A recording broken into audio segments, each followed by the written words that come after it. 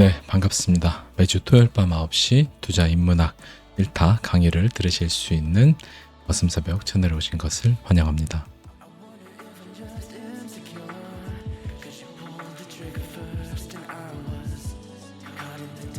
네, 따뜻함과 냉철함이 공존하는 남자 거슴새벽 인사드립니다.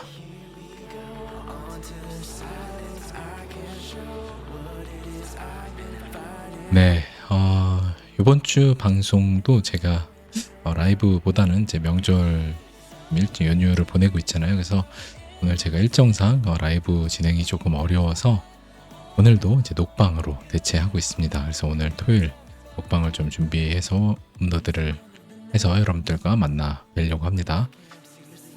그래서 다음 주 제 주말 제 토요일부터는 예정대로 라이브 방송을 진행을 하도록 하고 한 3주 정도 이제 라이브를 못했기 때문에 여러분들하고 또 채팅해서 소통 나누는 시간을 일주일 뒤부터 갖도록 하겠습니다.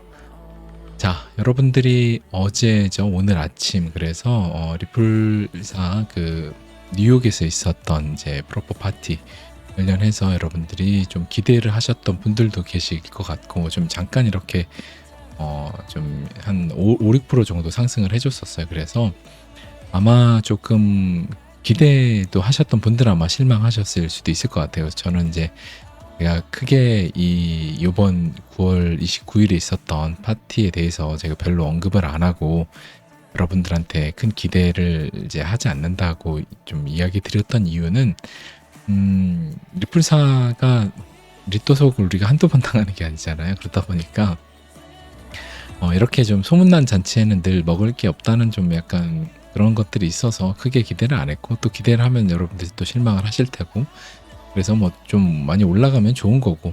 근데 좀 이제 아쉬운 부분은 그 데이비드 슈왈츠가 CTO 자리에 있는데 두 가지 정도는 이제 현장에서 이뤄질 거다라고 얘기했는데 두 가지 중에 뭐가 이루어졌는지 모르겠습니다. 아마 두 가지 중에 하나는 뭐 해당 그 이제 글을 올렸던 그 사람이 뭐 누구와 사진을 찍는다 그 정도였는데 그거 하나랑 다른 게 뭐 하나는 더 있었어야 되는데 두 가지 정도는 일어날 거다 이랬는데 이루어지지 않은 거. 그래서 아마 이번 계기를 통해서 더 그 사람들은 리플 XRP에 대해서 남은 이제 홀더들 분들 같은 경우도 더 많이 질려 하실 거고 더 많이 신뢰를 잃었다 생각을 하실 것 같아요. 화도 나고 뭐 이제 거짓말한다, 말한 거 지키지도 않는다, 좀 되게 성급하게 어떻게 저런 말을 하냐, 뭐 아주 많은 얘기들이 나올 것 같아서 뭐 일단 현재 상황은 그렇다. 이제 하지만 이제 리플사나 XRP가 그동안에 하고 있는 것들에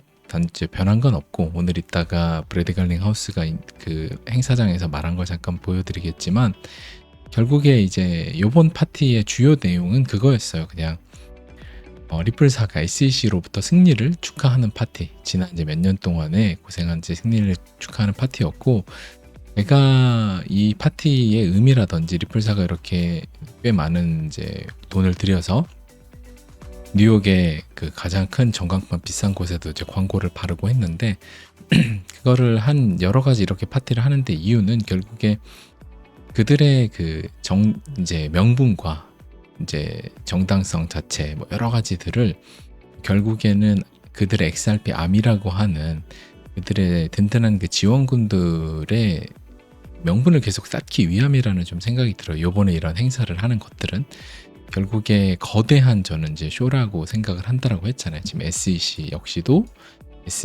거대한 쇼다. 이제 전통 금융권들이 크립토 씬으로 들어오기 위해서 시간을 벌어주는 역할을 하는 그냥 망나니에 불과하다.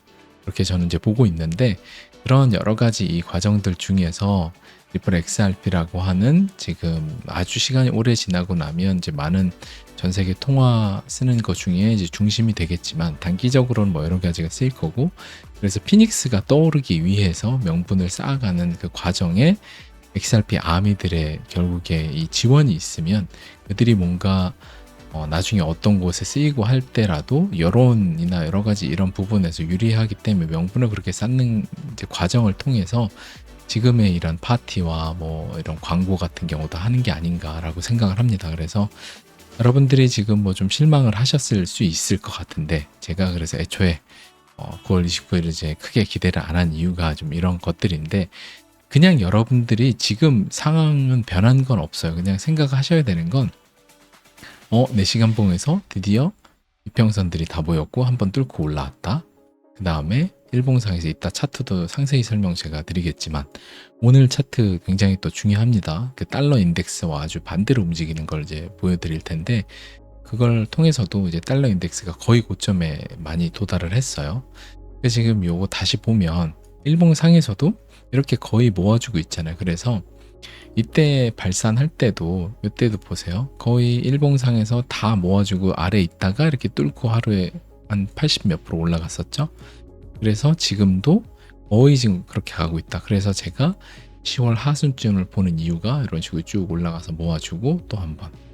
그래서 이제 저는 결국에 이제 그런 흐름을 보고 있기 때문에 이번 파티에 뭐 상승을 못했고 뭐 이런 건 중요한 건 아니고, 결국에 수축과 팽창 사이클이라는 건 겨울이 있으면 이제 봄이 오고 그다음 또 뜨거운 여름이 오고 계속 반복이잖아요. 밤이 있고 또 아침이 있고 이런 계속 반복이기 때문에 수많은 오랜 밤을 지나왔고, 지금의 이제 엄청난 오랜 기간에 리플 XRP는 2017년부터 3달러 그 정도부터 해가지고 여기죠. 여기 한 3.3달러 정도 되는 여기부터 엄청난 오랜 기간에 수축을 하고 있는 상태이잖아요. 지금 이때부터 전고점을 뚫지 못하고 계속 수축만 하고 있는 상태이기 때문에, 이더리움이나 다른 것들은 많이 뚫고 올라갔죠. 그래서 비트코인도 그렇고, 그래서 개발이나 여러 가지가 다 생태가 확장되고 있는데 수축을 오래 하고 있기 때문에 결국에 팽창하는 시기는 온다라는 관점은 여전히 변함이 없습니다. 그래서 여러분들이 뭐 뉴욕 파티에서 실망을 하셔서 또 리플 XRP는 요번에도 속였다, 역시 양측이다, 믿을만하지 못하다, 뭐 저기 데이비드 슈얼츠가 입이 가벼워서 저런 두 가지는 이루어진다고 했는데 두 가지 안 이루어졌다, 뭐 수많은 게 나올 텐데, 본질만 일단 이럴 때는 수많은 다른 건 다 잡음이고 본질에만 여러분들이 집중을 하시면 될 것 같아요. 그래서 여러분들이 거기에 스트레스를 안 받으셨으면 좋겠다라는 얘기를 좀 드리고 싶습니다. 그래서 여러분들이 그렇게 나아갈 수 있다라고 생각을 하고 오늘 방송도 한번 시작을 해보도록 하겠습니다. 자, 리플 XRP는 이렇게 잠깐 올랐다가 700원대에 이제 머물고 있고, 자, 크립토 공포 지수를 좀 살펴보면 지금 이제 중립 단계, 공포에 좀 있다가 알트들 좀 올라오고 비트코인 조금 올라오면서 중립 단계. 그래서 우리가 공포 때 제가 계속 얘기했잖아요. 기회의 순간에는 절대 증명할 수 없고, 증명이 이루어진 때, 이럴 때는 기회는 당연히 없겠죠. 탐욕으로 올라갔을 땐 모두가 다 환희를 빠져서 와, 확실하다고 확신을 하잖아요. 야, 이 진짜 코인 된다라고 확신하는 이때는 당연히 기회는 없죠. 증명이 이루어졌으니까. 근데 이때 공포에 다 빠져 있을 때는 기회는 있죠. 하지만 누구도 이때 코인이 확실하다고, 앞으로 미래의 시대적 방향성이라고 이때 당연히 말하지 않죠. 그러니까 증명이 안 되죠. 다 불안하단 말이에요. 다. 그러니까 이때 기회가 있는 거고, 이때는 반대로 기회가 없죠. 증명이 이루어졌기 때문에. 그래서 기회와 증명은 동시에 이루어지지 않는다. 늘 나눠져 있다. 그게 지금 중립 정도에 있는 거고, 여러분들은 지금 기존에 계속 투자를 하셨던 분들이기 때문에 지금 중립에서 증명이 이루어지는 구간까지만 여러분들이 들고 가면, 그때 수많은 대중들이 비싼 가격에 여러분들의 코인을 사줄 때, 그때 여러분들은 여러분들의 증명의 그 인내의 값으로 여러분들의 코인을 비싸게 넘기고, 잠깐 시장이 다시 탐욕에 빠져서 터질 때까지 여러분들 쉬시면 되는 거죠. 좀 그러다가 어느 정도 이제 얼추 내려왔어요, 공포로. 그때부터 또 사람들이 증명을 요구하기 시작할 때 여러분들은 공포의 기회를 잡으시면 되는 거죠. 그거의 반복인 게 이제 투자고, 투자는 사이클의 반복이고. 그래서 XRP가 수축과 팽창의 이론에 따라서 엄청난 수축을 2017년도부터 거의 6년 지금 이렇게 하고 있기 때문에, XRP 리플사가 잘하고만 있다라고 하면 저는 팽창할 거라고 믿어 의심치 않습니다. 그래서 오늘도 이제 XRP 차트를 봅니다. 네. 자, 그리고 이제 구글 트렌드에서 비트코인 여기 보면 8을 찍고 살짝 이제 1 올라왔어요. 그러니까 살짝 이제 올라온 거고, 결국에 수축과 팽창이, 팽창 엄청나게 하고 수축 엄청나게 오래 하고 잠깐 팽창 또 했다가 또 수축하고 있죠. 또 팽창할 거란 거예요. 왜냐하면 결국에 지금 수많은 은행들 있잖아요. 뭐 지금 하나은행 같은 경우 비트고랑 수탁 서비스 하죠. 그다음에 도이치뱅크 또 스위스 스타트업이랑 하죠. 뭐 어디 프랑스의 어디 3대 은행 중 또 하죠. 모든 큰 은행들이 왜 다 암호화폐 수탁 서비스를 할까라고 여러분들이 의심을 해보셔야 되죠. 대중들은 다 아마 이 사실도 모를 테고 여러분들은 알잖아요.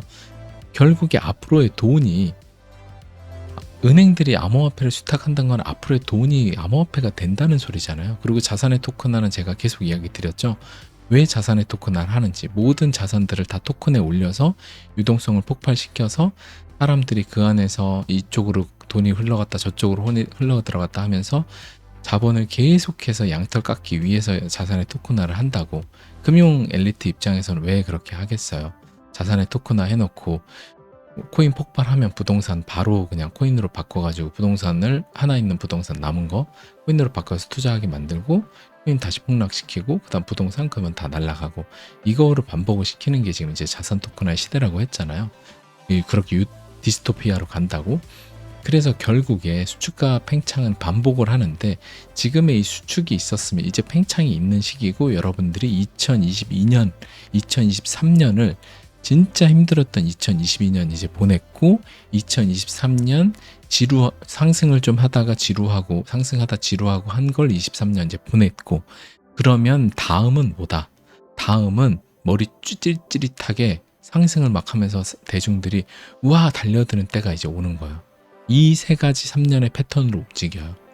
그러니까 첫째 1년도는 죽을 것 같이 계속해서 계단식 하락을 하고 와 이거 어떻게 해야 되나 하면서 악재들이 막 터지고 루나 터지고 FTX 터지는 게 터지고 그 다음에는 바닥을 찍고 2023년이죠. 바닥을 찍고 상승을 좀 하다가 또 진을 빼고 지루하고 또 불안하게 하고 다시 상승하다가 다시 또 바닥 가는 거 아니냐고 불안하게 하면서 계속 이거 반복하면서 상승하면서 저점을 높여가면서 지루한 구간을 만드는 게 2023년. 그게 2년 차고요. 3년 차는 이제 사람들이 상승을 막 처음에 해요. 그러면 이거 진짜 상승이야? 라고 의심을 하는데 하다가 사람들이 그치 또 빠져요. 그럼 역시 아니지 하다가 다시 또 막 급등해요. 그러면 또 하죠.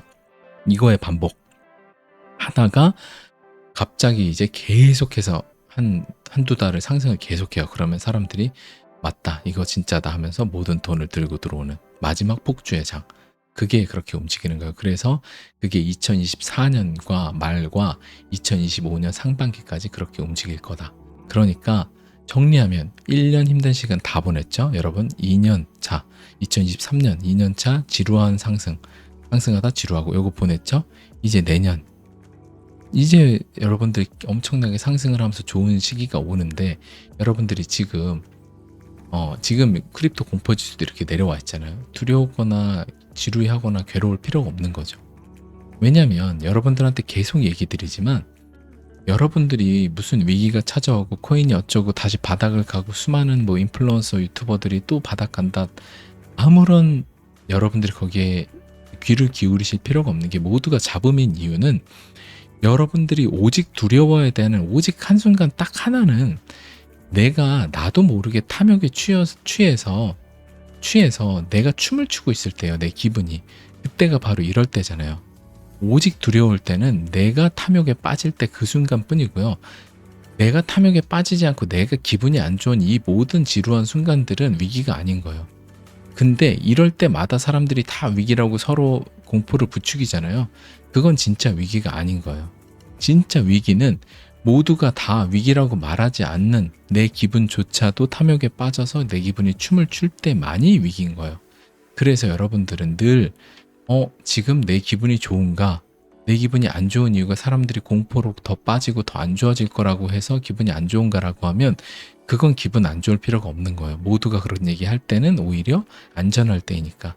진짜 위험할 때는 나도 내 기분이 왜 좋은지 내가 막 기분이 춤을 추고 모두가 다 이제 더 간다고 할 때만이 오직 위험한 때인 거예요. 제가 정말 오랜 기간에 뭐 투자를 더 오래 하신 분들도 있지만 저도 밀도 있게 이제 투자를 좀 했지만 했기 때문에 그래서 제가 유일하게 하나 딱 배운 거라고 하나를 꼽으라고 하면 전 여러분들한테 어떤 투자에서 그 어슴새벽에 배운 걸 알려주고 싶냐라고 하면 먼 훗날 제가 어디 뭐 인터뷰를 뭔가 해요. 그래서 하나만 딱 얘기한다라고 하면 저는 방금 얘기한 얘기를 할 거예요. 내 기분이 춤을 출 때만이 오직 위기고 내 기분이 춤추지 않은 나머지 순간에 대해서는 그건 잡음이다. 그때는 다 인내의 순간이다. 그렇게 전 이야기할 거예요. 이런 때는 다 오히려 설레어야 되는 순간이고 이럴 때가 오히려 위기인 거예요. 근데 모두들 이럴 땐 기분이 설레이고 막 기분이 좋죠. 환희. 그때가 진짜 위험한 때죠. 그러니까 지금은 진짜 1년 차 22년 힘든 때 23년 지루한 거 다 보내고 24년 이제 넘어가는 때잖아요. 그러니까 지금은 여러분들의 마음가짐이나 이 심리 상태나 투자 사이클적으로 봤을 때 힘든 시기 이제 다 지나고 지루한 것도 지나고 이제 비로소 인내의 보상을 받는 때로 가는구나라고 생각을 하시고 플레임으로써 여러분들의 일상생활 잘 보내면서 24년에 여러분들이 똑같이 탐욕에 빠져서 여러분들이 기분이 춤을 추는 상태 그때만 되지 않도록 여러분들이 지금 시뮬레이션을 계속 하시는 게 필요한 거죠. 모든 대중이 환희에 빠질 때 나는 빠지지 말아야 되겠다. 그 생각을 여러분들이 하셔야 되는 겁니다. 자, 요건 이제 리플사 CEO가 이제 뉴욕 파티에서 어저께 이제 한 건데 여기서 보면 토레스 판사가 XRP가 굉장히 흥미롭다고 이제 XRP가 이제 증권 아니다 뭐 이 얘기를 했다라고 해서 그거 한지 며칠 되었다 요 얘기를 방금 한 거고 그리고 나라에 이제 법이 존재하는 XRP는 분명히 보안이 아니라고 말할 수 있다. 여러분들에게 모두 감사한다. 그러니까 보안 아니다 XRP가 그거에 대한 정말 승리 자축 파티였던 거예요. 그래서 아까 제가 방송 초반에 얘기했던 대로 이런 식으로 XRP 아미를 결집시키는 그 명분을 쌓는 과정이라고 좀 봐요. 왜냐하면 이 안에 있는 하나하나의 사람들이 다 인플루언서고 다 엄청난 영향력을 끼치는 사람이잖아요. 그럼 다 여론을 좌지우지하고 결국에 화력이 있는 사람들이기 때문에 XRP가 나중에 이제 어떤 CBDC라든지 여러 이런 데들의 나라는 기술이 늘 제가 없다라고 했죠. 나라에는 기술 없기 때문에 그 나라, 각 나라, 한국 같은 경우는 카카오랑 CBDC를 하고 미국은 이제 리플이라든지 유럽도 좀 리플사, 영국도 리플사랑 하죠. 또 일본 같은 경우도 리플의 나라죠. 다 나라들은 기술이 없기 때문에 민간회사 기술을 가져다 써요. 나라가 생각해보세요. 지금 미국이나 이런 데들이 비트코인을 채택해서 하지 않는 이유가 뭘까요? 비트코인을 ETF도 넣고 비트코인을 암호화폐 생태계로 가져는 가지만 그 나라의 시스템, 은행의 시스템으로 비트코인을 쓰지는 못하잖아요. 그건 기술적으로도 당연히 비트코인이 작업 증명이고 당연히 느리죠. 느리고 여러 가지 요인들이 있기 때문에 탈중화돼 있다는 건 뭐예요? 느리다는 소리예요. 중앙화되면 빠른 거고. 그래서 이거 두 개를 다 가져가기가 사실 어려워요. 딜레마고. 그래서 그걸 어느 정도 타협점을 찾은 게 리플사가 XRP를 해서 이제 은행권들하고 맞춰서 우리는 은행권들에게 집중해서 은행권들의 블록체인 세상으로 넘어가는 걸 우리가 돕는 회사가 되겠다는 게 리플사의 컨셉인 거예요. 비트코인하고 아예 다른 거죠, 노선이. 그렇기 때문에 여러분들이 결국에는 지금 이런 흐름으로 앞으로 넘어갈 거고 이게 어느 정도 시간이 지나서 증명이 되고 나면 그때 이 수많은 인플루언서들이 그때 많은 역할을 해야 되기 때문에 저는 이런 파티를 통해서 계속해서 리플 XRP 아미들을 결속시키는 작업을 한다라고 생각을 합니다. 그래서 그런 와중에도 뭐 이 사람들한테 이제 또 뭐 몇 가지 중에 하나는 파티에서 발표하겠다라고 했는데 그걸 안 했기 때문에 또 뭐 좀 안 좋게 생각하시는 또 사람들이 있을 수는 있겠지만 아직까지 뭐 인플루언서들의 여론은 그렇지는 않은 것 같아요.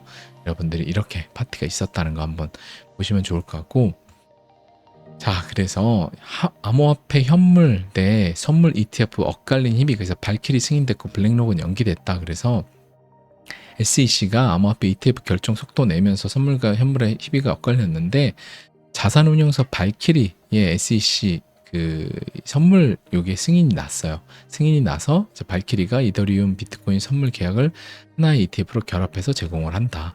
그렇게 해서 ETF 그러니까 비트코인 현물 ETF는 요번에 안 났어요. 10월 조건 안 났고 10월 달에 있는 이더리움의 선물 요거는 났다. 그렇게 좀 여러분들이 보시면 될 것 같고 그 부분을 지금 요 차트를 이제 정리된 걸 통해서 한번 보면 잠깐만요. 물 한 모금 마실게요. 좀 보면 그레이스케일 이제 비트코인 트러스트 요거 같은 경우에 GBTC 전환하는 요거는 이제 22년 요 지났고, 지금 아이쉐어, 비트와이즈 이런 것들 2024년 1월달, 그 다음에 바네크 비트코인 트러스트 10월 17일 이렇게 있고, 뭐 몇 개가 있죠. 그래서 데드라인이 지금 블랙록 거를 좀 찾아볼게요. 블랙록게 블랙록게 지금 안 보이네요. 그래서 내년 제가 이제 자료를 통해서 봤을 때 내년 3월 정도 요 데드라인, 요 지금 파이널 데드라인 있죠. 요게 언저리까지 있고 1월 달에 있어요. 그래서 지금 10월 달 거는 현물은 지금 이미 거부를 했고, 그 다음에 내년 1월 정도쯤 뭐가 나오지 않을까라고 좀 이제 기대를 하고, 3월까지 가지는 않을 거라고 좀 생각을 하는데, 뭐 모르죠. 이거는 이제 반반이니까 모르지만, 어찌됐던 제가 보는 그림은 이제 차트 있다 보면서 얘기 드리겠지만, 1월 달에 이런 게 승인이 난다라고 하면 저는 이런 생각을 해요. 어떤 생각이냐, 지금 가격에서, 그러니까 지금 비트코인 이 가격 정도에서 여기서 계속 횡보를 하다가 1월 달에 가서 저 현물 ETF 승인이 나면서 그때부터 가격이 올라갈 거라고 생각하지 않고, 그냥 이건 투자 심리학적으로 접근을 하는 거예요. 대중들을 어떻게 꼬시고 대중들한테 어떻게 물량을 넘길지만 고민하는 그들 입장에서 생각을 하면, 저는 이제 올해 10월 달부터 이제 좀 있으면 10월이죠.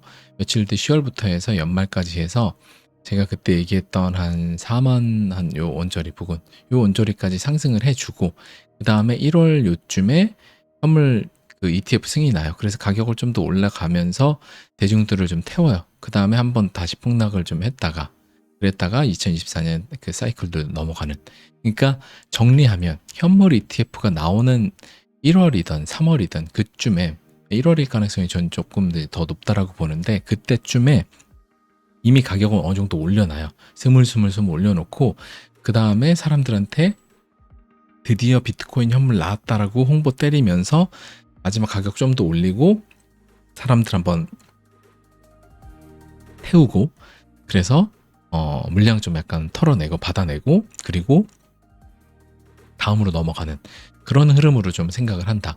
그러니까 지금 가격에서 현물 ETF 내에서 가격을 올리는 용도로 현물 ETF를 내기보다는 어느 정도 올라가서 조금 더 올릴 때 내면서 그때 대중들 물량 좀 넘기는, 그렇게 쓰지 않을까라고 생각을 해요. 이거 이제 투자 심리학적 관점으로만 이제 그동안의 크립토 판에서 계속 굴르면서 금융 이제 형님들이 어떻게 하시는지를 이제 꾸준히 관찰한 그 짬밥으로 한번 이제 예측을 해봤습니다. 자, 그리고 크립토닷컴이 페이팔 및 팍소스와 손잡고 페이팔 USD 기능 강화.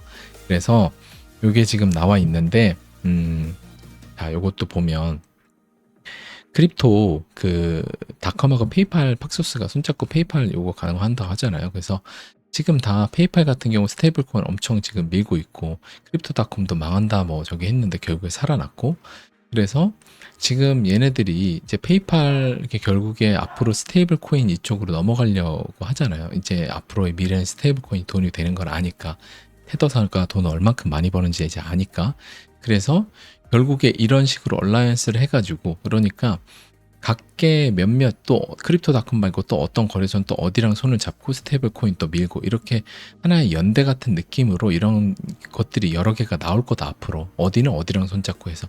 그래서 약간 삼국지 형태처럼, 스테이블 코인 삼국지처럼 어디랑 어디 스테이블 코인 많이 쓰고 이런 시대로 흘러갈 거다.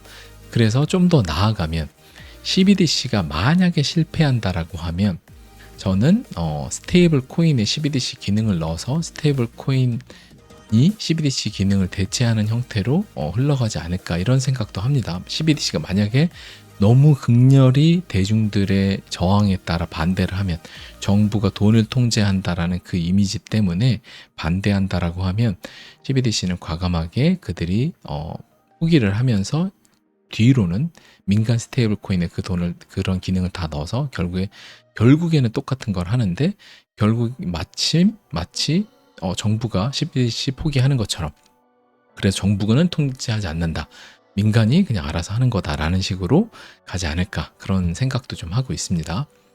자, 그리고 코비 이제 신규 계좌 입금 한도 30만 원에서 500만 원. 이게 뭐냐면 9월 25일에 나온 거예요. 가상자산 실명 계좌 이제 운영 지침 조기 도입이라서, 그러니까 좀 정리하면 그 내년부터 그 고객 이제 입금이 되게 작아진다라고 이렇게 좀 얘기가 나와서 이게 좀 말이 있었는데, 실제로는 그건 아니고 뭐냐면 정상 계정 같은 경우는 여전히 그 한도 계좌 풀린 일반 계좌 우리들이 지금 쓰고 있는 거 대부분 그런 거는 원화 입금이 많이 돼요.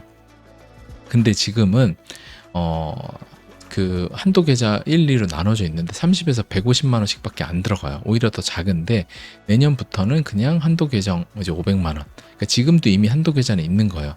그러니까 일반 계좌로 인증이 그닥 지금 어렵지 않아요. 지금 이제 하면은 그냥 할 수 있는데, 근데 내년에 이럴 수는 있죠. 한도 계정에서 정상 계정 이제 일반 계좌로 넘어가는 게 굉장히 까다롭게 할 수도 있는 거죠. 그러면 코인 투자로 돈을 많이 투자하고 싶어도 돈 투자하기가 어려울 수도 있는 거예요.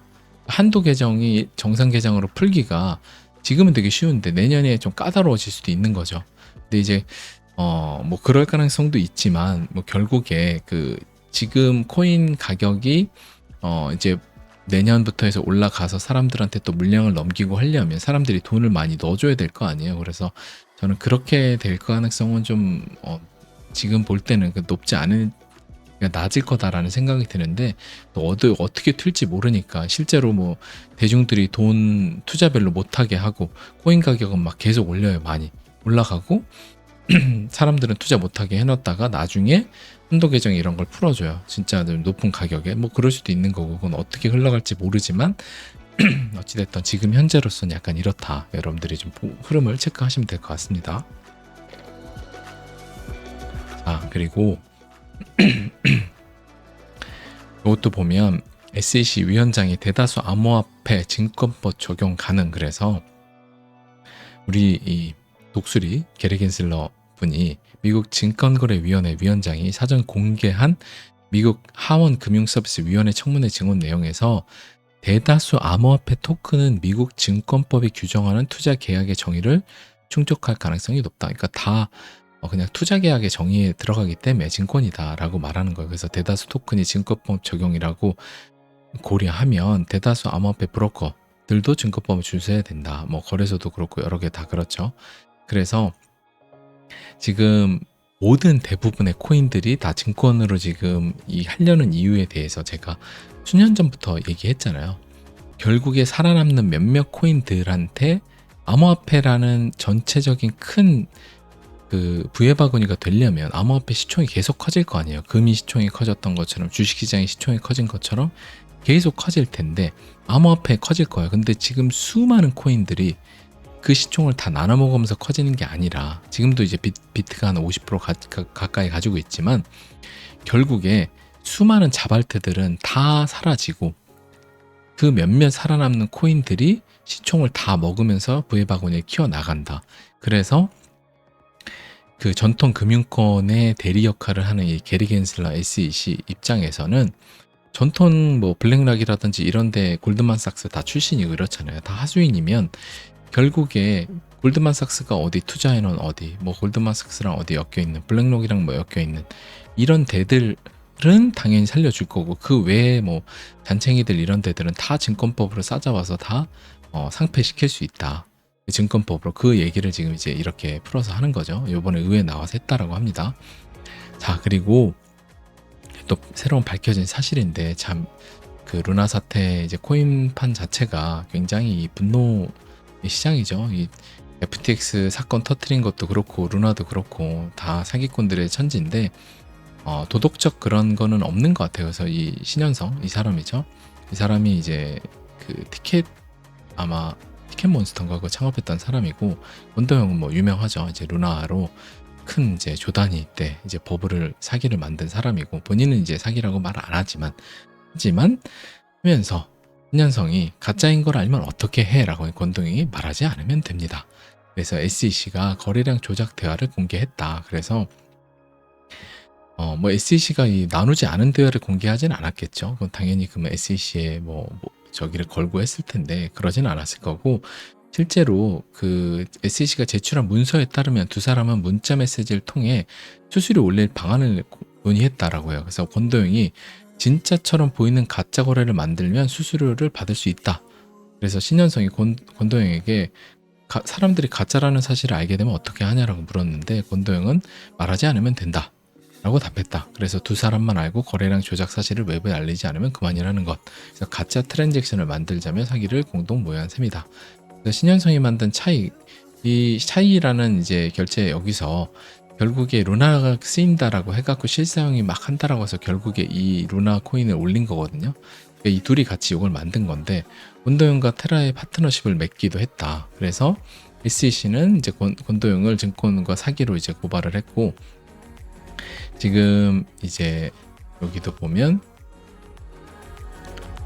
지금 이제 4월 달에 올해 이제 4월이었죠. 신현성이 테라 관련 재산 2,300억 자금 동결을 하고 국내에서 이제 조사를 받으러 다니고 있는데, 여러분들이 그 돈을 우리가 벌어도 이런 거예요. 이제 돈을 저렇게 뭔가 도덕적인 해이를 통해서 벌게 되면 엄청난 돈이 있어도 얼마나 괴롭겠어요. 불행하겠어요.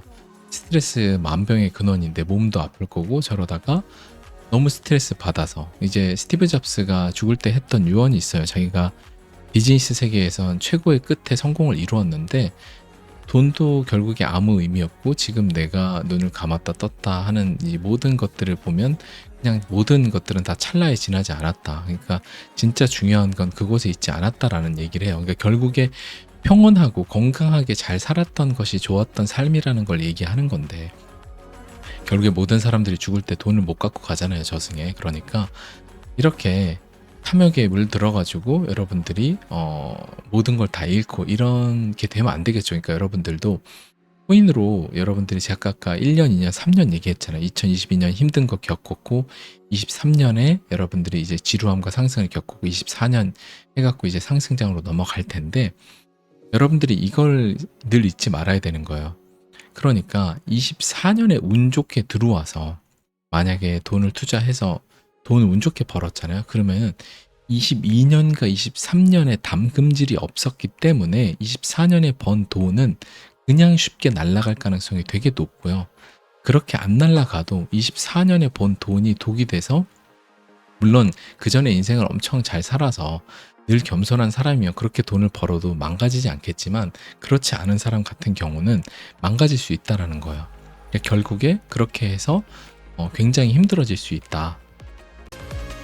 그러니까 그렇게 얻은 돈 자체가 결국에 우리의 삶을 또 이제 힘들게 하고 하니까, 여러분들이 24년에 여러분들의 부를 얻는 건 되게 필연적으로 찾아온다라는 사실을 의심하지 마시고 탐욕에만 일단 여러분들이 휘둘리지 않게 하시고, 그 돈을 얻고 나서도 여러분들이 저렇게 뭔가 잘못된 길로 가는 선택을 안 하셨으면 좋겠습니다.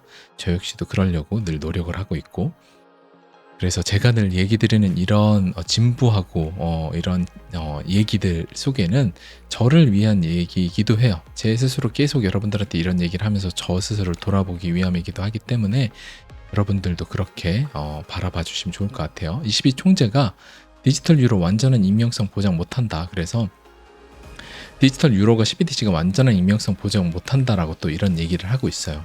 그래서 우리는 개인정보를 보호하기 위해 노력하고 있지만 디지털 통화는 블록체인의 흔적을 남기기 때문에 지폐처럼 완전히 익명화되지는 않을 것이라고 말했다. 그래서 익명성, 이제 독일의 군나르 백 재무장관은 익명성 보장하지 않고 어떻게 개인정보를 보장할 수 있는가라는 질문을 한 바가 있고, 이에 라가르드 총재는 시중은행은 사용자 데이터에 접근할 수 있지만 20일은 그렇지 않다 라면서 20일은 사람들이 디지털 현금을 어떻게 사용하는지 볼 수 없을 것이라고 답했다.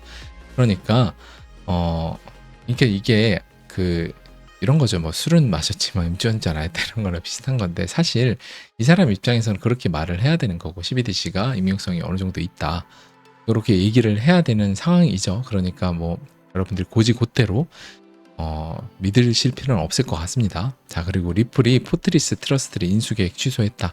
그래서 얼마 전에 나왔던 그 포트리스 그 자산 스탁 서비스도 하고 그다음에 자산 여러 가지 다 저기 하는 데에 그냥 지분 투자자로만 남겠다. 그래서 아마 그 회사를 보통 인수할 때는 여러 가지 인수 이제 최종 딜 조건이나 안에 뭐 봤는데 생각보다 안에 뭐 채무가 많거나 아니면 생각보다 어떤 기술에 있어서 하자가 있거나 뭐 여러 가지 요인들이 있을 때 보통 이렇게 인수 거절을 하는 경우들이 있거든요. 그래서 뭐 발표는 안 했지만 리플이 그냥 주주기도 하니까 여기에 뭐 안 좋은 소리는 당연히 안 할 것 같고 그냥 주주로 남으면서 자기네들은 인수는 처리하겠다 이렇게 발표를 한 겁니다. 그래서 저는 오히려 저렇게 깔끔하게 철회를 하고 뭔가 이슈가 있었으면 발표했기 때문에 끝까지 문제가 있는데도 사는 것보다는 저렇게 하는 게 전 맞다라고 봅니다. 자, 그리고 중앙은행 디지털 화폐가 중앙은행과 상업은행에 새로운 기회를 제공하며 현대 금융 시스템을 더욱 효율적으로 만들 것이라는 업계 제언이 나왔다.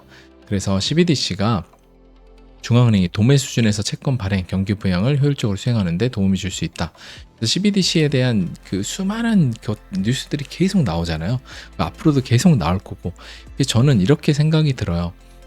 아시아권, 동아시아나 아시아권에서는 CBDC를 받아들이는 거는 굉장히 어렵지 않아요. 그러니까 뭐냐면 국민성 자체가 유럽이나 미국은 지금 주들이나 이런 데 다 들고 일어나서 폭동도 일으키고 반대하지만 아시아는 되게 그 교육부터 좀 통제받는 교육을 많이 해서 그런지 사람들이 다 따르잖아요. 뭐 여기 나라에서 뭐 이제 이 하얀신 접종 안 하면 너네 밥 같이 못 먹게 한다라고 해도 그대로 다 따르잖아요. 서로 막 더 너 맞아야 된다, 너 맞아야 된다, 서로 왜 피해 주냐라고 하면서 오히려 더 정부를 두둔하면서 더 맞잖아요. 그렇기 때문에 아시아권에서는 이 CBDC를 하는 데 있어서 큰 어려움이 없을 거라고 좀 봐요. 하지만 이제 서구권에서는 굉장히 쉽지 않을 것 같다. 그래서 제가 몇 년 전에 얘기했던 게 서구권에서 금융 엘리트가 아시아권으로 그들의 뭔가 무대를 많이 옮길 거라고 생각하는 이유가 그래서 한국이나 뭐 일본, 베트남 뭐 이런 데들 굉장히 앞으로 잘 살 거라고 생각된 이유가 서구권은 요새 뭐 미국 같은 경우 요새 마약 때문에 난리고 맨날 매장 털리고 난리잖아요. 그러니까 통제가 안 되는 거예요. CBDC 트레이더도 안 쓴다고 하고 당연히 CBDC는 좋은 건 아니지만 어찌 됐던 그냥 관점으로만 보자고 세계 흐름만 서구는 통제가 안 되고 아시아는 통제가 되기 때문에 아시아로 그들의 본거지를 옮겨서 아시아가 굉장히 잘 살게 될 가능성이 저는 이런 관점에서 있다라고 보는 거예요. 통제가 교육 자체가 굉장히 자유분방한 서구권과 굉장히 통제 지향적으로 서로를 감시하는 시스템이 잘 돼 있는 아시아 서로를 감시하잖아요. 아시아 대중들은. 그래서 아시아 같은 경우는 그래서 좀 앞으로 여러 가지 그런 지금 서구권이 몰락하고 있는 과정에서 아시아는 좀 청정 지역으로 남으면서 괜찮을 가능성이 있다. 좀 그렇게 좀 보고 있습니다. 그리고 리플이 또 조지아의 CBDC 파일럿 파트너 선정됐다. 그래서 뭐 팔라우, 몬테네그로, 부탄, 홍콩, 콜롬비아 이 5개국에서 CBDC 시범 참여를 하고 있죠. 리플사가. 이미 사실 이것도 엄청난 거예요. 또 조지아도 하고 있고. 그래서 굉장히 메이저한 세계 경제금융 큰 데를 아마 차지하는 발표가 나오지 않을까 기대를 좀 하고 있습니다. 자, 이거 아까 봤던 거고. 자, 요거는 메가피가 자살했다고 사망 결론 냈는데 저는 이 메가피가 죽지 않아. 이제 메가피를 모르시는 분들도 있죠. 그죠? 리플 투자하신 분들은 미스터 풀이라고 이제 XRP의 리들러의 수수께끼 내는 사람인데 그 사람이 메가피가 아닐까라는 좀 생각을 좀 하고 있어요. 제 뇌피셜인데 아무튼 요건 짧게 그렇게 한번 그냥 재미삼아 이야기 드렸고 그리고 요건 이제 또 좋은 호재예요. FTX에 이제 코인 맡겨두셔서 괴로워하시는 분들 이제 저도 이제 일부 있죠. 저도 굉장히 좀 마음이 섭섭한데 여기 보면 FTX가 예전에 돈 잘 나가고 돈 막 이쪽 저쪽 투자할 때 AI에 투자를 해놨대요. 그래서 오픈 AI 그 챗 GPT 한 대 있죠. 거기에다가 최대 경쟁사급으로 불리는 거기에다가 그 엔트로픽이라는 데다가 투자를 해놨대요. 그래서 최근에 아마존부터 거의 한 5조 정도 되는 투자를 약속받았다라고 해요. 거기에 지분을 12에서 33% 정도 갖고 있었다. 그래서 이게 지금 시리즈 B 투자고 시리즈 C 그래서 정리하면 엔트로피 기업 가치가 150억 달러로 인정받는다라고 하면 대략 이거 합리적으로 나온 선이에요. 그러면 FTX 지분 가치가 30억 달러 가치를 갖게 된다. 파산 당시 FTX가 90억 달러의 자금 구멍을 인정을 했고 최근 파산 과정에서 70억 달러 유동성 회수를 했으니까 대략 100억 달러가 생긴 거잖아요. 그럼 90억 달러 구멍보다 더 많아진 거죠. 그래서 그 FTX에 돈 돌려주는 가능성에 대한 버퍼, 그러니까 돈을 회수할 수 있는 돈이 더 많아진 거죠. 주식이 이제 결국에 자산가치 돈이니까 이거를 누구한테 지분으로 팔면 결국에 돈이 되니까. 그래서 FTX 갖고 계신 분들한테는 FTX 코인에 맡겨둬서 이제 속상하신 분들한테 굉장히 큰 호재다. 큰 부분을 회수를 한 거예요. 그렇게 여러분들 보시면 될 것 같고, 자, 한번 이제 리플 차트에 대해서 한번 바로 볼게요. 자, 보면 지금 이게 리플사의 2021년 4월에 상승했을 때요. 그리고 요거는 27년 말 28년 1월이죠. 그러니까 거의 급등했을 때 요때 보면 이렇게 급등할 때 달러 인덱스 떨어지죠. 그리고 이런 식으로 쭉 달러 인덱스 올라가면서 리플 XRP 계속 떨어지고, 그러다가 21년에 또 급등할 때 달러 인덱스도 떨어지죠. 그쵸? 떨어지고 다시 또 XRP 급락을 계속했죠. 지루하게 하락 22년에 할 때 달러 인덱스가 엄청나게 올라갔다가 여기서부터 다시 달러 인덱스가 좀 내려와요. 22년에 이제 내려오면서 이렇게 상승 이렇게 여기 달러 인덱스 올라갈 때 XRP는 좀 떨어지죠. XRP 다시 올라갈 때 달러 인덱스 또 떨어지고 다시 XRP 떨어질 때 달러 인덱스 또 올라가요. 그러니까 이때부터 거의 XRP와 달러 인덱스는 완전 정반대로 움직이기 시작해요. XRP 또 올라갈 때 또 떨어지죠. 그 다음에 또 달러 인덱스 떨어져요. 떨어질 때 XRP 급등. 여기 급락할 때 달러가 급락할 때 XRP가 급등을 해주고 다시 XRP 떨어질 때 달러 인덱스 쭉 이렇게 올라온 거예요.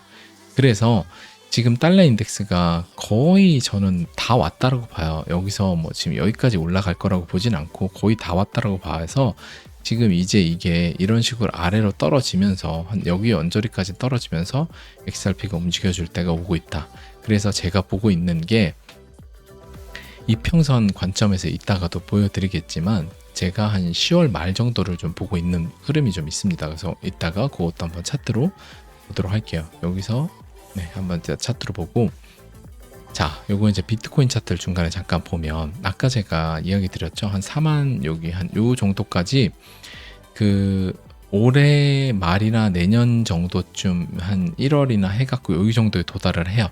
하면서 이때 그 ETF 승인, 현물 ETF가 승인이 나는 거죠. 비트코인에. 그게 요때쯤 이제 나는 거다. 그러니까 결국에 이거 도달했을 때 그때 불난집에 휘발유 붓는 거를 이제 ETF로 붓는 거예요. 대중들한테 와 비트코인 ETF 나왔다 하면서 뉴스 막 때리고 하면서 대중들 타겟금 좀 만드는 그 작업을 그때 하지 않을까. 그래서 지금 이 지지부진한 가격에 ETF 승인을 하기보다는 그때 나오지 않을까.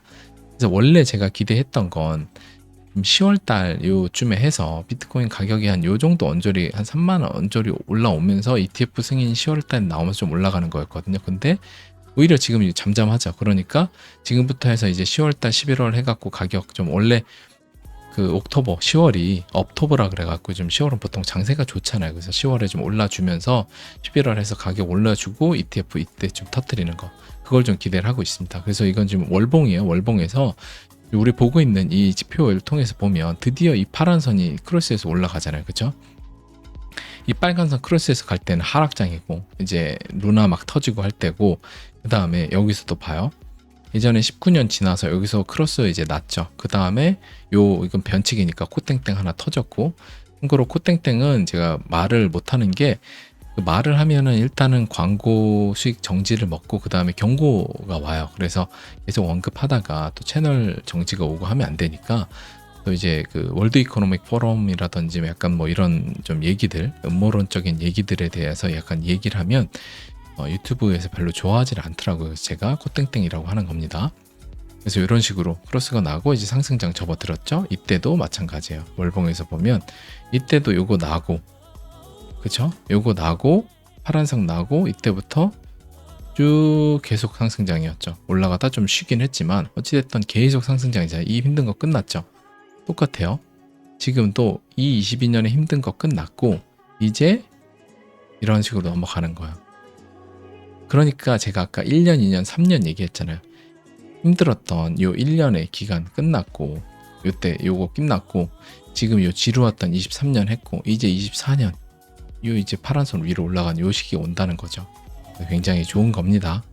자, 그리고 요거는 뉴욕에 우리 리플 파티하는데 리큐리티 홍수가 나준 건데 이 홍수가 났대요. 이 진짜 요새 전 세계적으로 난리인데 이런 식으로 홍수가 어마어마하게 나서 막 지하철에 물 넘쳐나고 막 난리도 아니더라고요. 그래서 지금 이런 뉴욕은 지금 이렇다라고 여러분들이 좀 보시면 될 것 같고, 자, 요거는 되게 그 자연의 그 엄청난 신비인데 그 여기가 어디냐면 더 리프트 밸리라고 하는 데래요. 여기인데 중국 중북부의 이제 고지대라고 해요. 여기에 지각 내부 움직임으로 인해서 10km 정도의 이런 식으로 그 판이 아예 갈라진 거예요. 어마어마하죠.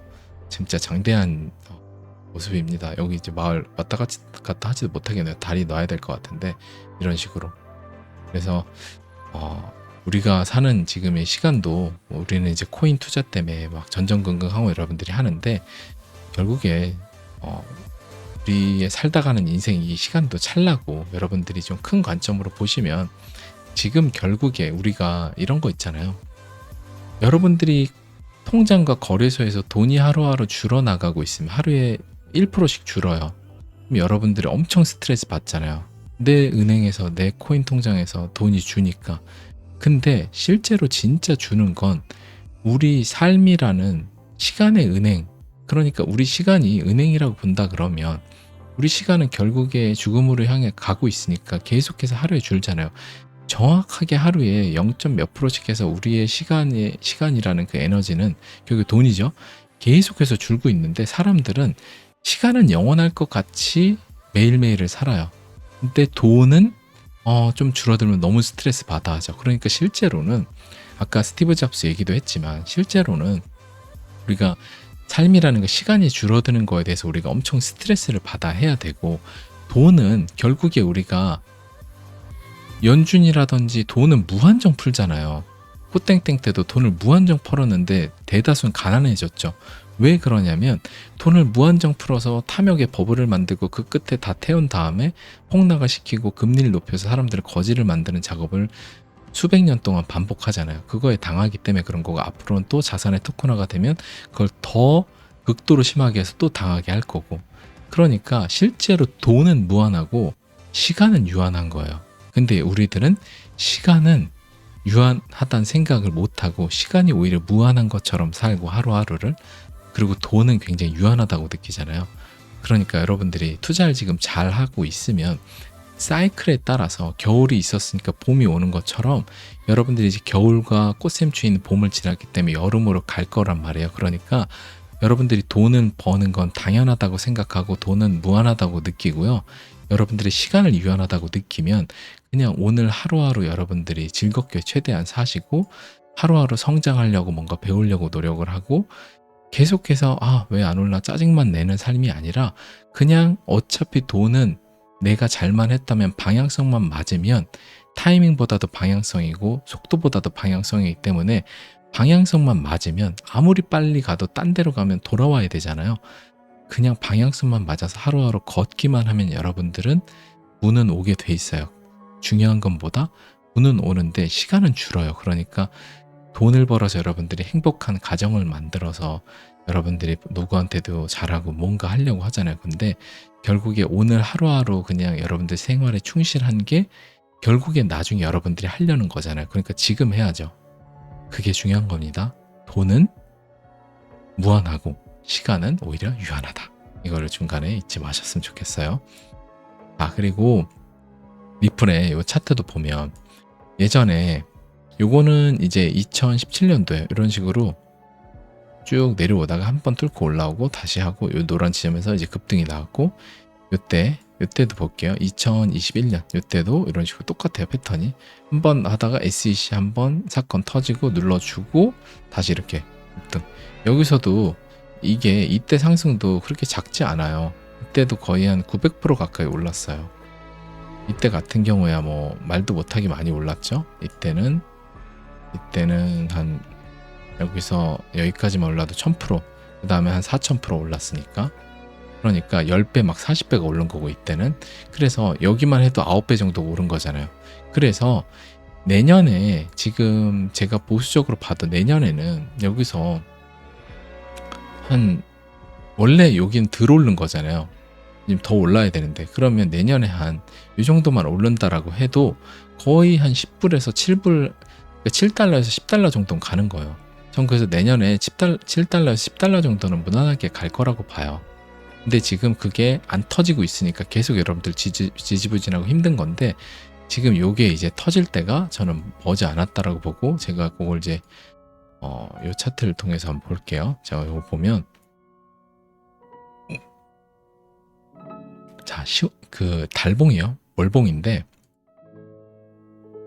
하랑도반 분들에게 이제 보여드렸던, 이제 글로 올려드렸던 거죠. 요때. 자, 요때 정확히 요게 딱 크로스에서 올라가면서, 아까 비트코인 보셨죠? 요거 올라가면서 급등 나왔었죠. 그죠? 정확히 그때 급등 나왔고, 21년에도 요거 이제 크로스에서 나는 순간 다음 달부터 해가지고 급등 9배 올라갔죠. 그리고 지금 이제 여긴 거예요. 그래서 요게 대략 이렇게 그어 볼게요. 한번 이렇게 긋고 이렇게 그으면 대략 지금 여기 10월 1일이라고 월봉에서 나오는데, 요거를 이제 주봉으로 좀 바꿔보면, 주봉으로 바꾸면 좀 보기가 어렵고, 월봉으로 보면 대략 10월 말 정도쯤 될 거예요. 10월 말 정도쯤이 되면 이제 파란 선이 위로 올라가고 빨간 선, 이런 식으로 10월 말 정도 되면 이제 그런 흐름으로 간다. 그래서 저는 10월 말부터 해서 흐름이 좀 이런 흐름을 기대를 하고 있다. 뭐 이런 흐름이 나올 수도 있고, 뭐 이런 흐름이 나올 수도 있고, 그냥 대략 뭐 한 요 정도 갔다가 그다음에 한 3.3 눌렀다가 뭐 이렇게 넘어갈 수도 있고, 뭐 어떤 패턴인지 모르죠. 아무튼 중요한 건 이 오랜 수축의 기간이 끝나고 이제 이 팽창의 시간, 이 여름이 온다. 이 겨울이 끝나고 두 번의 겨울이 있었죠. 그리고 이제 여름이 온다. 뜨거운 여름. 이겨. 둘 중에 하나가 온다. 이제 이거는 제 이야기가 아니라 거의 다 왔잖아요. 그쵸?